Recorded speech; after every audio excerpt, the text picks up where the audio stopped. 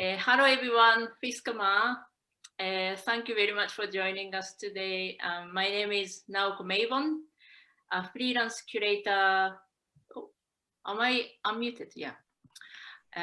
I'm freelance curator based in Oban on the west coast of Scotland. I'm the facilitator of today's event, which is the second of the conversation series of the Eco-Creative Cluster project. Eco-Creative Cluster is a project to weave a network connecting different creative practices, similarly focusing on nature-based materials and dyeing techniques such as eco-printing. It involves developing a dye garden with the lead artist, Deborah Gray, who is, I'm sure she's here today, and local volunteers in the ground of the Rockfield Center, a newly refurbished cultural and heritage hub located in the heart of Oban. Although we haven't been able to start the actual groundwork just yet due to the COVID restriction, that the plan is that the fruits of the dye garden will create a new workshops and artworks of natural dyeing, eco-printing, and shibori led by Deborah. And in parallel to this dye garden development, with myself, the project also aims to broaden the network of practitioners working across localities based on ecological and sustainable approaches and consciousness, which will generate further collaborations locally, nationally, and internationally. Eco-Creative Cluster is a project of the Rockfield Center funded by CHART, which stands for Culture, Heritage and Arts Network for Argyll and the Isles, as part of their Placemakers Microcluster Networks program.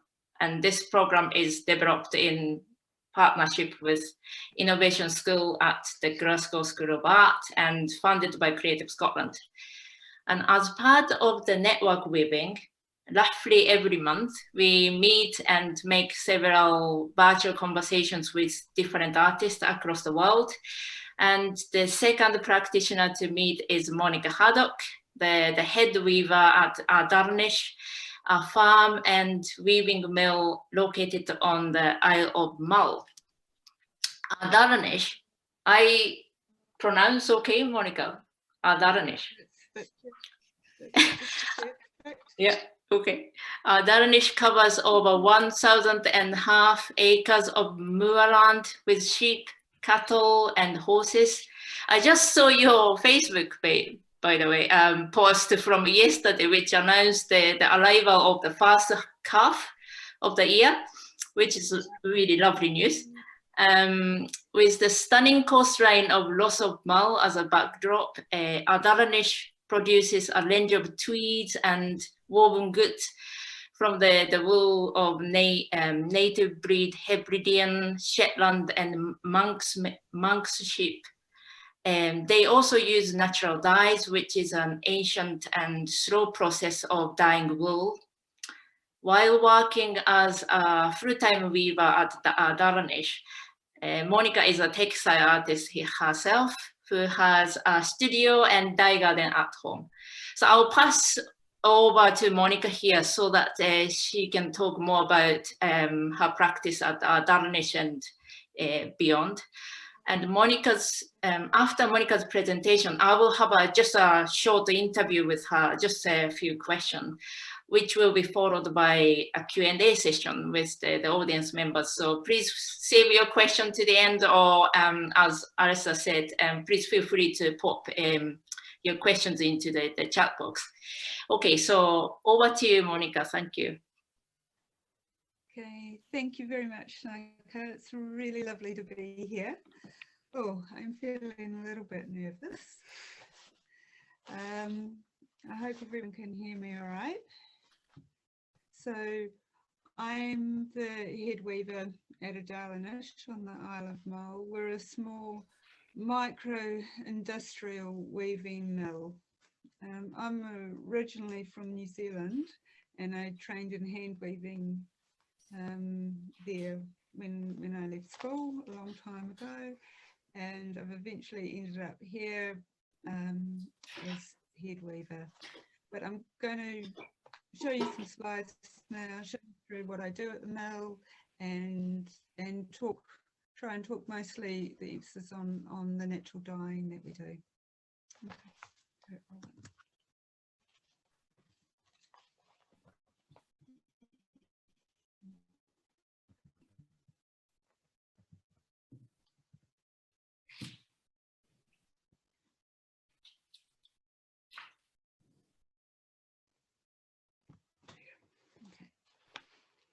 So this is our main building at Ardalanish. So the Isle of Mull weavers started in 1987, and a couple, Bob and Kathy Ryan, were living in Yorkshire, North Yorkshire in England, and they came up to Mull, brought a Dobcross power loom with them, and became the Isle of Mull weavers. And they wove from 1987 to 2002 at another area on the island. And in 2002 they retired, and the business then moved down to Ardalanish to the farm and became part of the farm. So the Ardalanish flock is Hebrideans. So this is Pedro, he's my pet lamb. He's, as you can see, he's a black sheep. So I think we've got about 250 in the flock. So the idea was that we would use the Hebrideans because they're the local native sheep, and they thrive well here and they live outside. So when they started weaving using the native breed wools, they made a lot of black work. This is back in 2002. Yeah. So we've now extended. So we now also buy in Shetland fleeces from farmers. Shetland's a white sheep, and Manx Lockton, which is a brown sheep. And then those three colours, we sort and grade the fleeces and mix them and make colour blends. So this is my weaving palette I have to work from, just from the native breed sheep and their colour range. So that's really what we want to champion, is the native breed sheep, because, well, they're just lovely. We love them. And this is the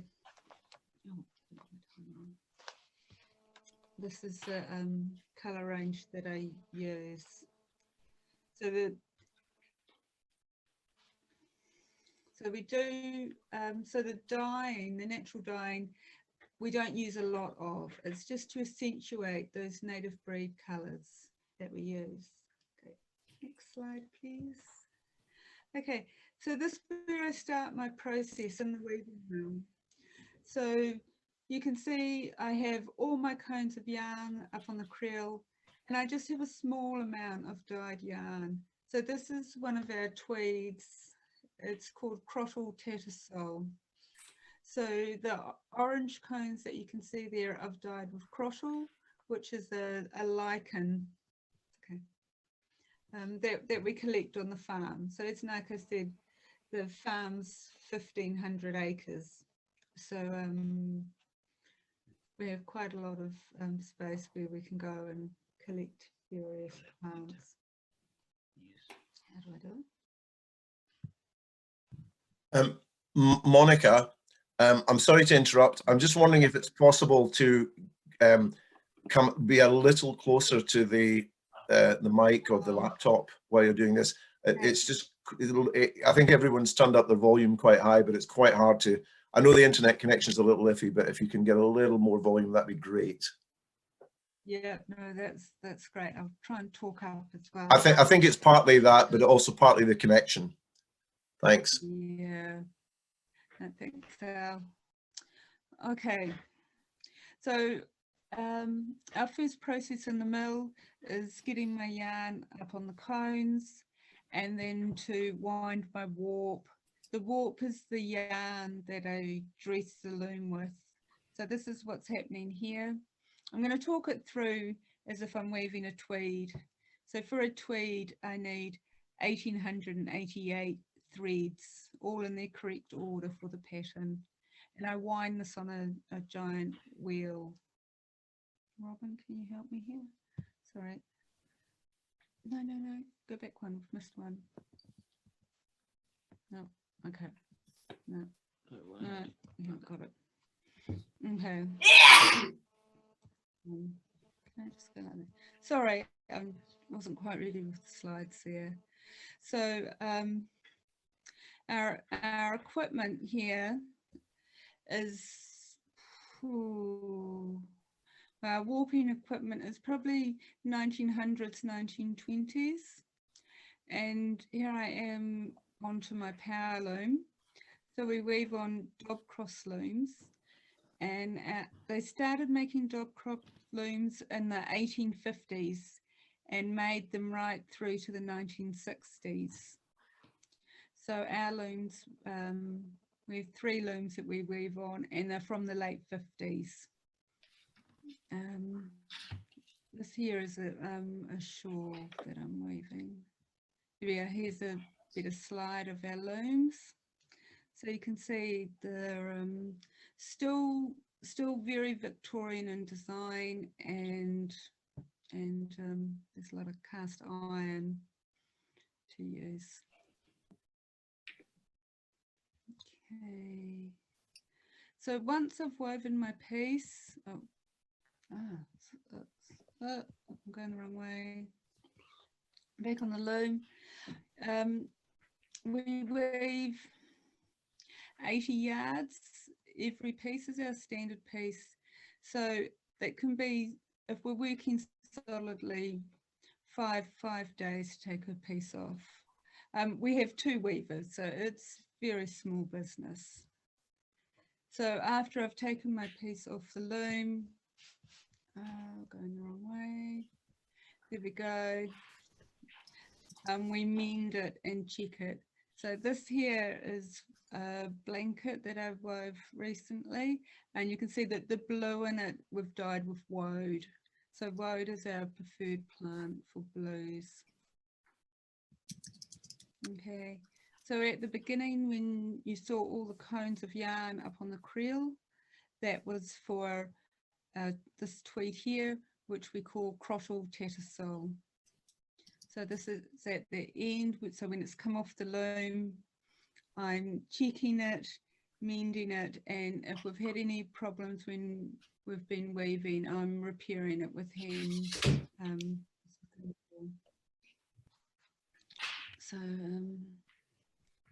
Right. So when our pieces are done, everything comes into the shop on the farm. So this is our tweeds. I think we have about 22 tweeds in stock, and we keep them in stock all the time. So I will design a new tweed, and sometimes we may drop one, but we have a standard range of about 20 tweeds, and we keep them in stock all the time. So when they run out, I'll reweave them, so they're always there. People always need to come back for that extra half a metre or something like that. Okay, and then the rest of the products that we make, the accessories, so blankets and scarves and shawls and wraps, they're all limited editions. So this is when I really get to be creative. So when I do a run of blankets, it's blankets on the back wall there, we will do a run of 30 blankets, and it's a limited edition. So if somebody, quite often have people come in, oh, I really like that blanket that I saw last year. Are you going to make it again? Or when will you be making that again? So we just say no. We keep our limited edition, and kind of keeps everything fresh and nice for us. Okay. Here. Okay. This is a shawl. Again, this has also got some crottle in it, which is the orange colour that you can see, and the other colours there are all the native breed sheep.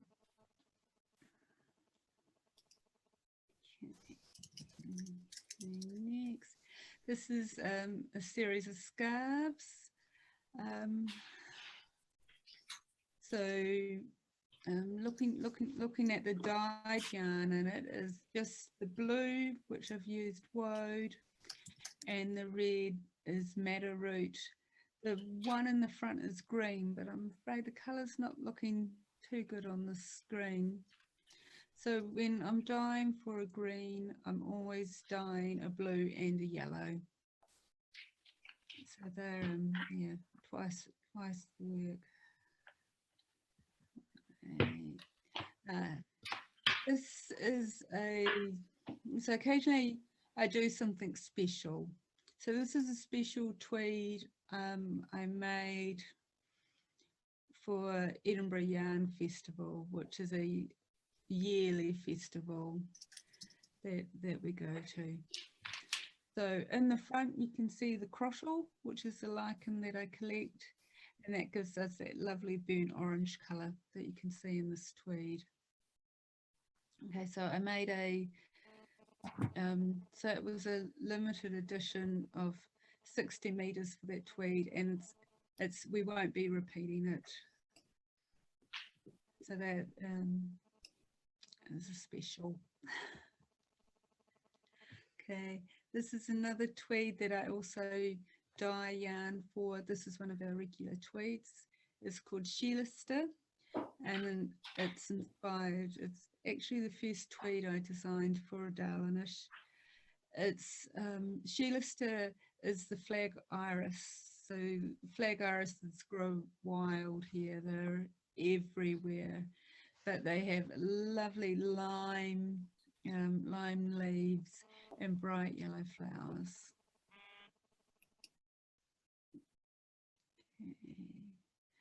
Okay, so to the dyeing. This is our dye garden. So I came to Ardalanish in 2016. So I've been here just over 4 years. And originally, most of the dyeing was done from a natural dye company up on the Isle of Skye. And at the time, that business was being sold, and they were not doing any more commission dyeing for a while. So part of it was stepping up, and if we wanted to use dyed yarn, that we would dye it ourselves. So I was very lucky that the owners of the business were right on board with this, and I suggested, well, the easiest way is to grow our dye stuffs rather than buying in extracts. So we've established this dye garden over the last 4 years. And I'm harvesting from it and using the plants there all the time. So the main dye plants I use for my yellows, my favourite is Weld, and my reds are Madder and Woad for my blues. But there's a whole array of other plants that I collect from the wild as well as go and gather. I think we've got, yeah, this is the Weld. So Weld is a very old dye stuff. And so when you go and see all those old tapestries and historic buildings, if they've still got some yellow in them, it's going to be Weld. It has very little fade back, and it's absolutely lovely. I use it a lot for my greens as well. So, oh, I thought I had a picture of some Woad. Okay, I haven't got a picture of some Woad. So there's the Weld. So this is a special project that I do every year.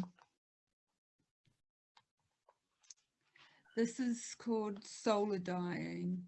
So for these I have 100 grams of yarn and the plant materials, and I put them in water in a jar, and they stay outside for maybe 3 months.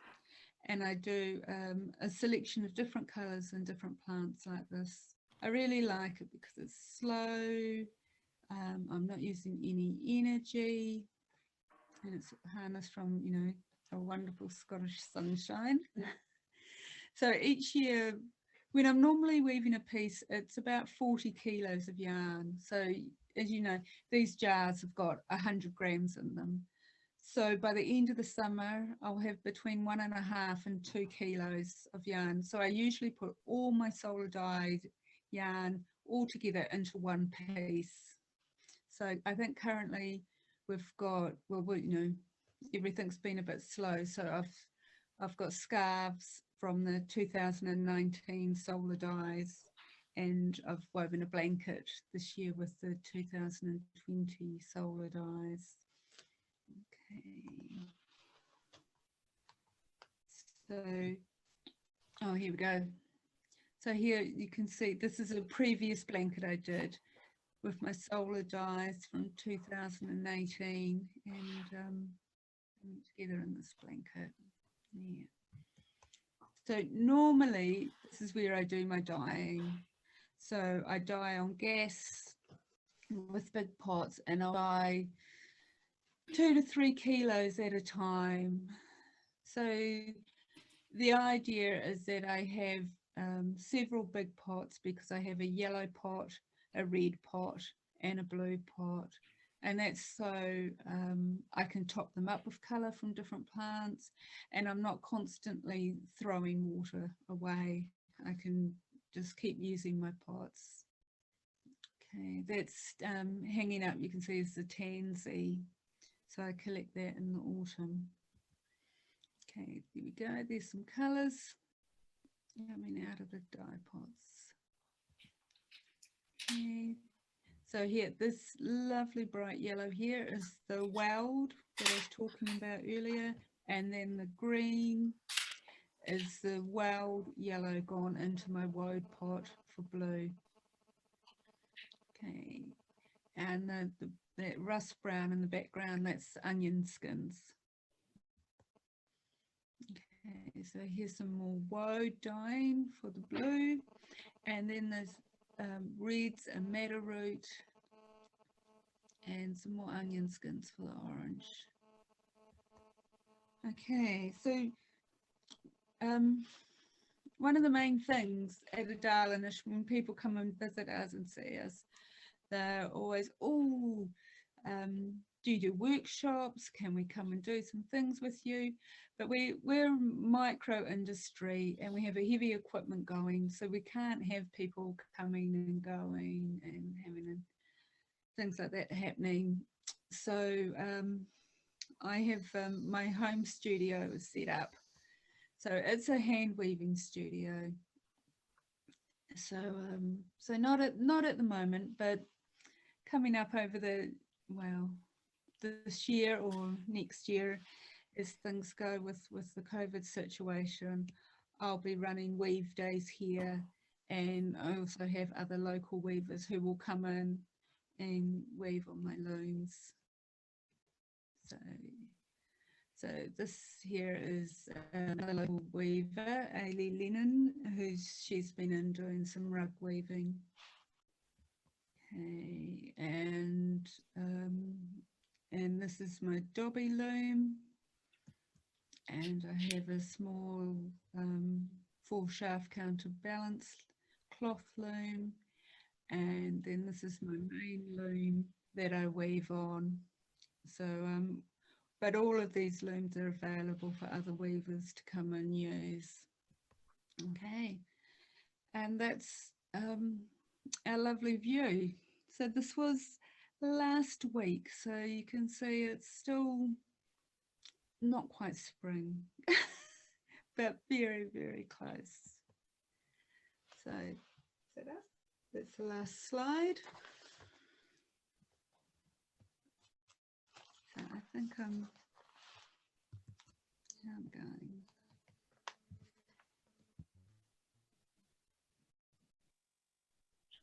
Oh, that's wonderful. Oh, thank you so much, Monica. Thank you. That's so wonderful. That's oh, so okay.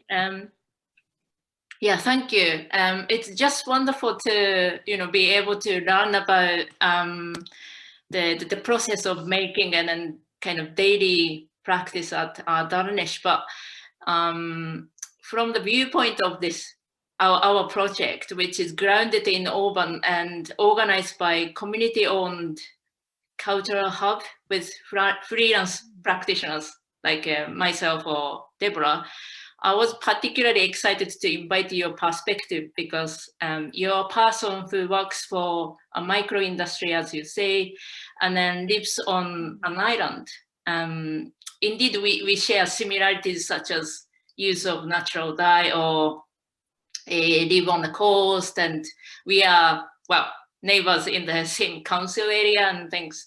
But I guess that the life and climate and community landscape and ecology there on Mull, I guess quite different. Well, all the isles are quite different from each other, I trust. So learning these differences enriches our development. So thank you so much. That's great. I am mindful about the time, so I'm kind of just jump on to my questions.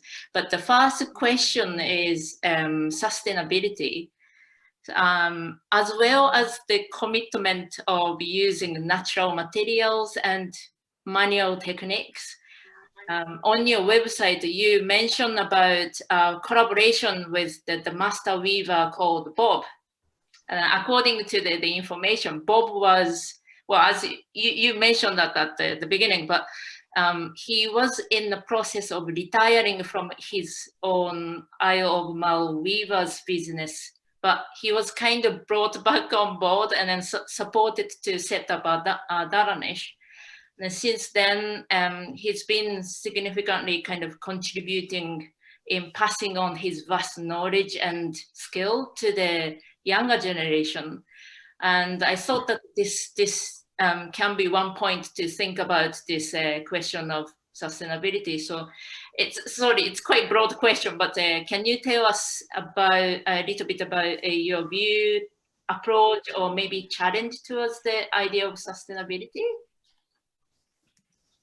Yeah, it's one of the big questions people ask us a lot is how's this business going to grow, how big it is. And for us, sustainability isn't about growth, because we work just with those native breed wools. There's a limit to how much native breed wool we can get. I mean, we're buying fleeces direct from the farmers and get that spun into yarn. So it's a limited supply. So making more product isn't sustainable for us, because we're gonna run out of yarn. We would have to compromise and stop using the native breed yarns. So that's one of our big things. We want to use those native breed sheep and champion British wool, because it's where we are. So we're trying to be careful with that, being aware of what we're using, and champion what we have here and what we have local, you know, especially the Hebrideans. So so Bob Ryan, when he retired and the business moved to the farm, of course, no one on the farm knew how to use all this industrial equipment. So he came along, he said, well, I'll stay and help you out and help you get started. So that was in 2002. So up until COVID shut us down last March, Bob was still turning up 2 days a week. So he's been a great inspiration for everybody that he comes and helps. And he's trained, like I said, I've only been there just over 4 years. So he's trained several weavers over that time.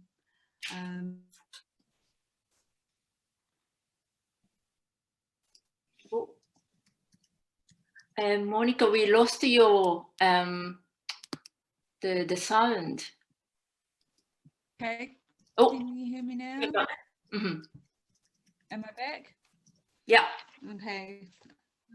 I don't know where I got to, but I was just talking about Bob Ryan and how he's inspired so many people that the Isle of Skye weavers, they originally were I remember you were saying, at Ardalanish and business. there's a small company on Iona Wool, and we've got strong connections with them. So it is fantastic that this wool, what do I call it? Wool businesses, wool going ons around the islands is growing. Yeah, I saw that when we had a chat. That is wonderful. You said that you're quite careful about the growing the business or the size, but I think there is another type of growth there. As you say that someone trained in Ardalanish went to different island and then start different the same business, and yeah, it's wonderful how it's a bigger picture than just us trying to do as much as we possibly can. Yeah, and goes out into the community more, the greater community. Yeah. Oh, wonderful. Okay. Okay, I'm jumping on to the second question. It's about ecology.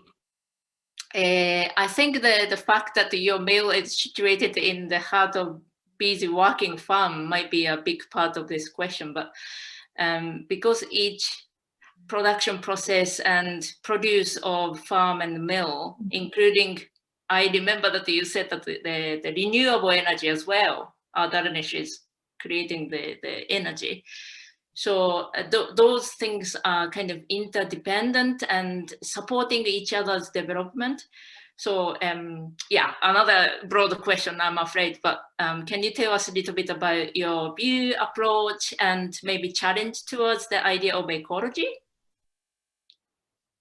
Yeah, so part of it too is being on an island where we don't have access for things to be coming to the island readily all the time. It's all got to come on the boat, and you all need logistics for whatever you're planning. So the fact that we're growing our wool is a big part of it. Part of what I'm actually doing this week, I'm not weaving at the moment, this week we're sorting fleeces. So we've got all the fleece, our fleece, and then the fleece that we've brought in from other farms. So we actually go through every single fleece and sort it and grade it before we have it spun into yarn. So I'm picking out vegetable matter or any other problems. And part of that is that I'm getting as much yarn as I can from my fleeces. I'm getting the best yarn that I can get from them. And I want to, and we want to reduce waste. So yeah, normally I'm asking to discard a fleece completely because I'm going through it and cleaning it and picking it out. I'm getting to use a lot more fibre than what I could.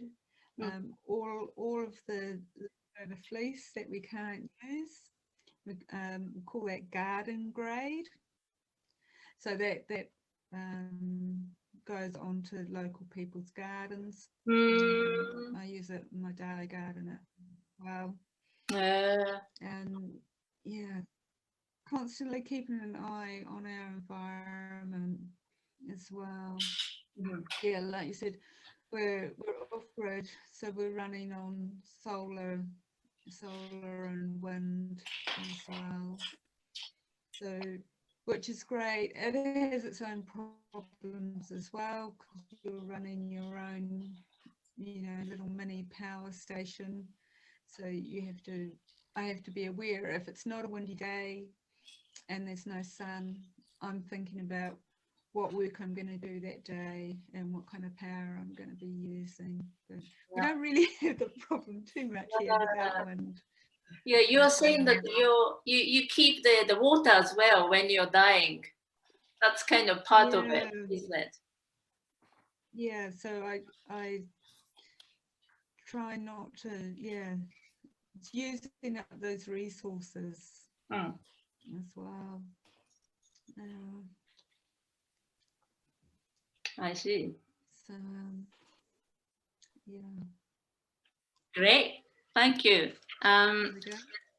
Okay, the last question. The growing network. So weaving network is one of the main aims of our project, and then to grow this creative network further. Can you give us a name of one practitioner who you're already in connection with and who uses ideally similar techniques or materials?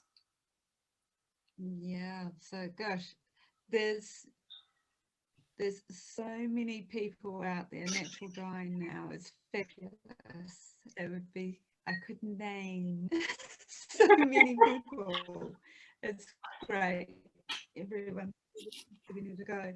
But I'm going to talk about Ailey Lennon. You saw a brief slide of the back of her doing some weaving in my studio at home. So Ailey lives on the Isle of Iona, which is just off Mull, and she is a weaver, natural dyer, astrologer and chef. But she collects plants from the island and dyes with them. She does a series of silk scarves, she dyes yarn as well. So she's well, yeah, wonderful. I just put her name and website in the comment box, but yeah. Yeah, we just when things are settled down, we are like so keen to visit Iona and Mull. Just have a tour, I guess, or the creative people, meeting creative people. Yeah, thank you so much. Sorry, it's a bit conscious about time, but thank you so much, Monica.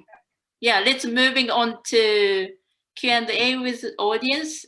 Maybe I might require some support. Yeah. I've picked up on a few questions, which I can read out quickly. I think for time, I might just read them out if people are all right with that. And then a couple of other folk have got their hands up, which is good, but I'll read the ones that I've got at the moment. Caroline asked a couple of questions. This might have been covered. What's the heat source for the non-solar dyeing? Okay, so I'm using gas. Gas. So I'm using bottled gas, color gas. All right, bottled color gas. And the other question from Caroline is, do you ferment your wood? I struggle to keep a fermentation vat warm enough, she says.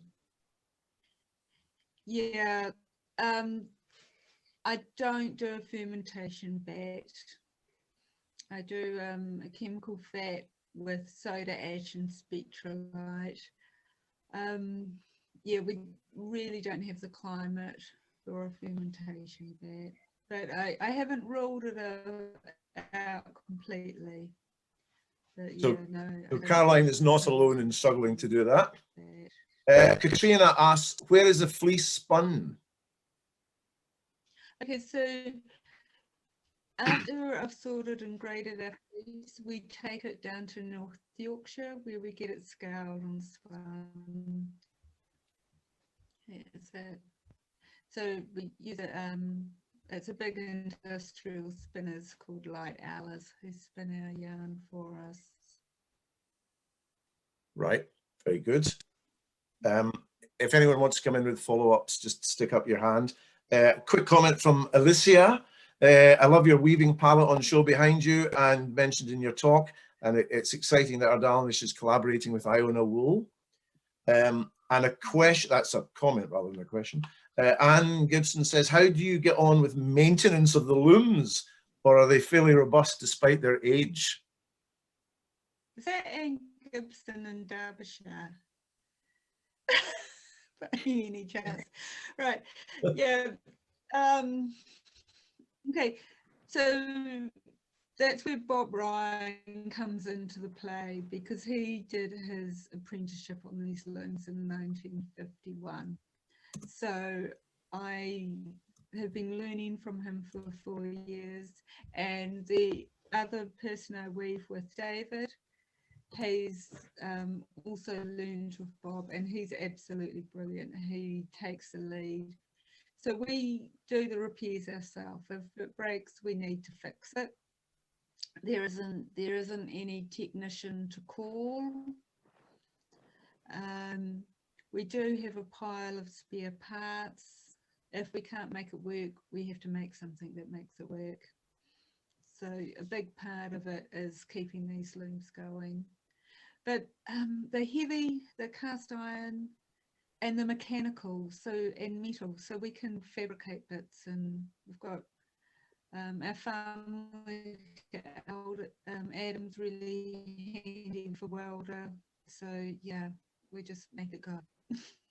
Great. Can I ask Deborah? I think has got her hand up over there. Do you want to ask a question, Deborah? There you go. Yeah, thank you. I was going to ask about the spinning, but you've answered that already.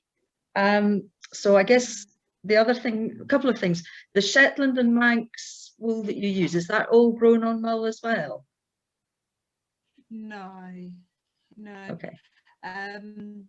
We do buy fleece off other farmers on the island, but it's mostly Hebrideans that we get off the other. Our Shetland we buy for a farmer on the Shetland Isles, and we also get some Shetland Inverness. So it's all British wool. Okay, thank you. Another thing I was also going to ask you, you mentioned briefly that your green, you were using woad and a yellow, which I'm assuming, and weld. What order do you do that? Do you do the woad first, or do you do the weld first? I always do the yellow first. I'm afraid the colours aren't really showing up very much. It looks very dull, doesn't it? So these is just a few yarns that I dyed, so we could we don't usually sell our dyed yarn. We sell our native breed knitting yarns, but I dyed these packs to show that this is my green from so the weld first, okay, and then the woad. Yeah. Okay, thank you. And I just wondered, because I think it makes a difference in terms of whether it's going to fade or not. If you have a look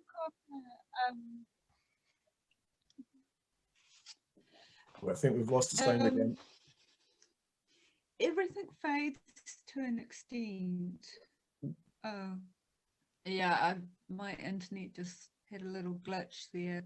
Can you hear me now? Yeah. Oh, can you hear me now? Yeah, and I did some study with Michel Garcia a few years ago, and his take on that is that the alkalinity of the woad or indigo vat can affect the bond between the mordant for the other color and the fiber. Yeah. So I'm quite interested that you do it that way around. I think you have more control over the color if you do it the way around than you do. Yeah. Yeah. I'm not so much a scientific dyer, but I was always taught yellow first, then blue, and I think that's the traditional way to do it, isn't it? Yeah. Okay. I'm just interested. But thank you very much. It's been a really interesting talk. I mean,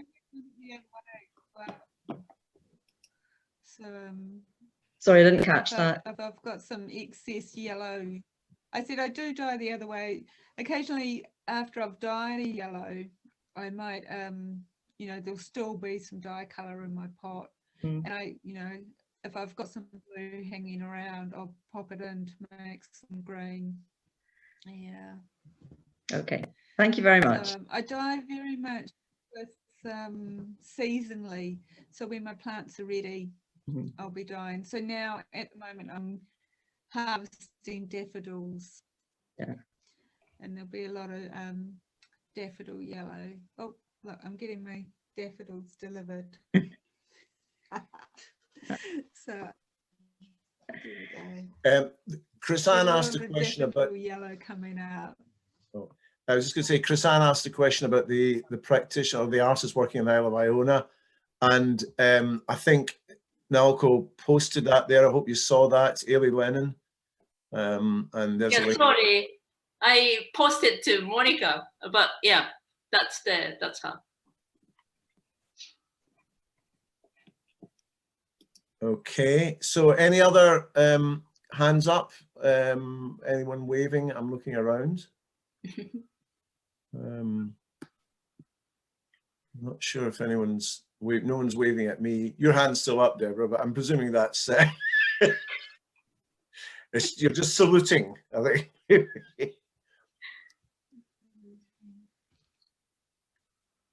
Excellent. So Naoko, if I can Okay. come back to you now, I think. Yeah, great. Yeah, we can. Yeah, I'm mindful about the time, but yeah, we can kind of easily go another hours to talk about this. But we will wrap up here for the event for now. But if you have follow-up comments or questions, feel free to send them to us via email or social media channels. We'll be very happy to hear from you. And on behalf of all the project team, I would love to thank Monica once again for sharing her practice today, and Arista for your brilliant support and organization, and everyone for coming along on the Friday afternoon or evening or morning for this event. And next conversation is in a month's time on 30th of April with Fernanda Mascarenhas, who is here today actually. And she's a natural dye and textile artist based in Sao Paulo in Brazil. So please keep kind of tuning in to the Rockfield Center's website or social media channels. And you can follow our project and how it's growing through hashtag Eco Creative Cluster, or if you are having practice and if that's so closely linked to our project, then feel free to use this hashtag and then share your practice or story. Okay, that's all from me. If anything added by Arista. Yeah, I just want to say thank you very much to Monica and to Naoko for hosting this, and to everyone from all around the world for turning up. And I hope that when restrictions are lifted and we all get back to meeting live and in person, you'll all be turning up at the Rockfield Centre. No matter if you have to travel from Carolina or Florida or Brazil, just leave early and make sure you're on time. It'd be great to see you in person. Yes. And tune in for the next one. Thank you very much. We've posted the email address in the chat. I'll leave that open for a few minutes longer if anyone wants to get in touch with that. And the website is up there as well. Thank you for joining in. Thank you, Monica and Naoko. Yeah, thank you so much. Stay tuned. Stay well. Keep safe. Thanks a lot. Thank you.